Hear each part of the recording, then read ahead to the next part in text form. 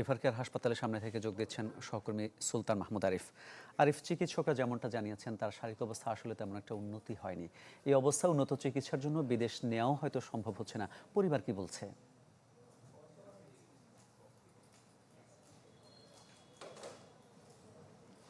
আসলে পরিবারের সাথে আমাদের কথা বলার সুযোগ হয়নি এবং পরিবারের এখন পর্যন্ত কোনো রকম সিদ্ধান্ত ডাক্তাররাও জানাতে পারেননি এবং বলছেন যে আসলে তার যে ক্রিটিক্যাল মুহূর্তটি রয়েছে এই পর্যায়ে তাকে বিদেশ নেবেন কিনা সেটি একদিকে যেমন মেডিকেল বোর্ড সিদ্ধান্ত দিবেন, অপরদিকে তার যে পরিবার সে পরিবারের পক্ষ থেকেও একটি সিদ্ধান্ত আসবে।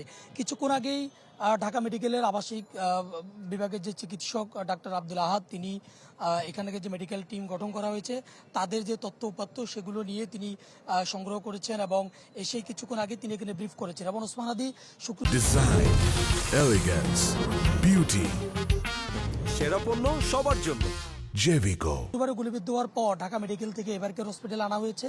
মাঝখানে দুদিন শেষ, আজকে 3 দিনের মাথায়ও আসলে কোনো রকম সুসংবাদ কিন্তু ডাক্তারদের পক্ষ থেকে দেওয়া সম্ভব হয়নি। তারা বলছেন যে শুক্রবারে তিনি যে গুলিবিদ্ধ হয়েছেন সেই গুলির একটি অংশ এখন পর্যন্ত তার মস্তিষ্কের ভিতরে ছোট্ট একটি অংশ রয়ে গেছে, যেটি আসলে বের করাটা অনেকটাই ক্রিটিক্যাল হয়ে গেছে এবং এছাড়া মস্তিষ্কের মধ্যে পানি জমে গেছে, পানি জমা আছে, জমাট বাঁধা যে রক্ত সেটি এখন পর্যন্ত রয়ে গেছে এবং যেটি বলা যায় যে ডাক্তাররা যেমনটি বলেছেন যে অত্যন্ত ক্রিটিক্যাল মুহূর্ত তিনি পার করছেন।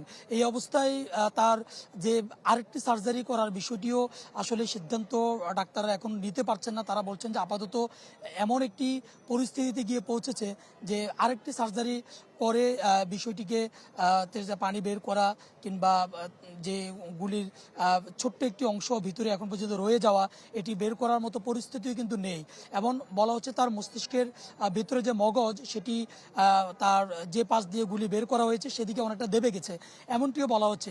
সব মিলিয়ে বলা যায় যে এখন পরিস্থিতি অনেকটাই যে প্রথম দিকে যেমনটি বলা হয়েছে সংকটাপন্ন, এখন পর্যন্ত সে অবস্থায় রয়েছে এবং ডাক্তার, চিকিৎসক এবং তার দলের পক্ষ থেকে দেশবাসীর কাছে আসলে চাওয়া ছাড়া বিকল্প কোনো পথ তারা খুঁজে পাচ্ছেন না। তারা দোয়া চেয়েছেন এবং পরবর্তীতে কোনো নতুন তথ্য পেলে সেটি দেওয়া যাবে। মামুন, ধন্যবাদ আপনাকে। ওসমান হাদির শারীরিক অবস্থার সবশেষ খবর জানাচ্ছিলেন সহকর্মী সুলতান মাহমুদ আরিফ।